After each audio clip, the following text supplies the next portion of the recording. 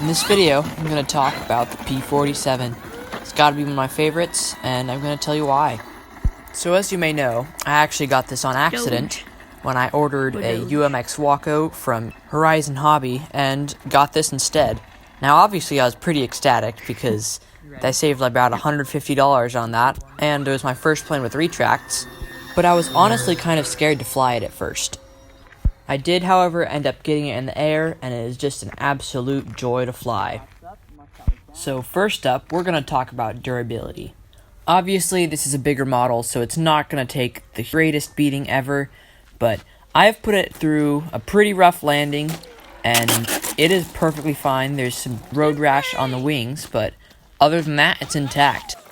Alright, next we're going to talk about how this thing handles. It has a great roll rate, and it does loops very well. It also flies inverted amazingly and does knife edge as well.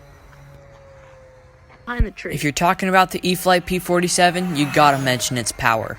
I run this thing on a 4S 2200 mAh LiPo, and it's crazy fast. It'll do vertical climbs, quick loops, it's just amazing.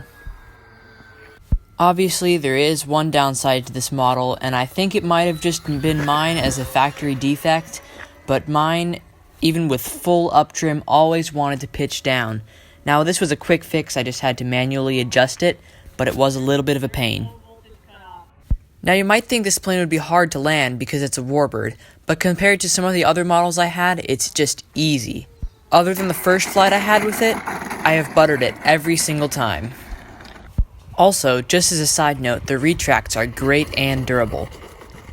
So overall, I think this plane is great. It's fast, it's maneuverable, it can fly inverted amazingly, and it's durable. As many people say, every modeler must have a warbird, and the Eflite P-47 could definitely be the one.